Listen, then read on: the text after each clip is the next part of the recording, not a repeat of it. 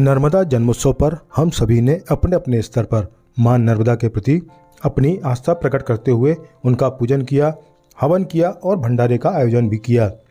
नर्मदा के घाटों पर जाकर हमने अपनी श्रद्धा के दीप जलाए, लेकिन इस दौरान हमारी अनदेखियों ने कौन सा चित्र प्रकट किया, इस पर विचार करना होगा। ये मां नर्मदा के पवित्र घाट हैं, जहाँ पर जाकर हमने आस्था की अगरबत्ती लगाई, श्रीफल चढ़ाया और माँ को भोग भी लगाया, लेकिन अगरबत्ती करे पर श्रीफल का छिलका और प्रसाद का पैकेट पन्नी हम घाट पर ही छोड़ आए और हमारा अनुसरण दूसरे आने वाले श्रद्धालुओं ने किया। अब देख सकते हैं आपकी हमारी श्रद्धा का क्या परिणाम नजर आ रहा है। करोड़ों रुपए खर्च करके बनाया गया यह सुंदर लाल पत्थरों का घाट आज कचरा घर की शक्ल में तब्दील हो गया है। पिछले 10 वर्षों से देश के प्रधानमंत्री हमें स्वच्छता का पाठ पढ़ा रहे हैं, लेकिन हम हैं कि समझने को तैयार ही नहीं।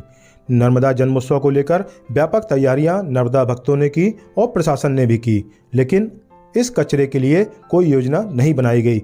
जबकि पिछले 15 दिनों से हम सब देख रहे हैं कि कुंभ में जहां करोड़ों श्रद्धालु रोजाना आस्था की डुबकी लगा रहे हैं और त्रिवेणी का पूजन कर रहे हैं, लेकिन कहीं किसी तरह की अस्वच्छता नज़र नहीं आ रही। तो भी हम इस घाट पर, जहाँ की कुछ हजार श्रद्धालु ही आए, स्वच्छता की व्यवस्था क्यों नहीं कर पाए? क्या हमारे पास 50 सफाई कर्मी भी नहीं जो घाटों पर मुस्तैद रहते और पहले तो लोगों को कचरा करने से मना करते और यदि कोई कचरा करता भी तो तुरंत उसे साफ करते? हमने जो डस्टबिन रखी थी वे पूरी तरह भर गई थीं, लेकिन उन्हें खाली करने वाला कोई नहीं था।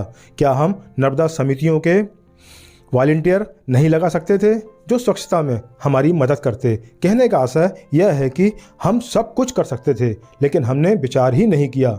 हमारे पास संसाधनों की कमी नहीं, सभी तरह के संसाधन मौजूद थे, लेकिन कमी है तो इच्छा शक्ति की, और वह कब आएगी मैया ही जाने।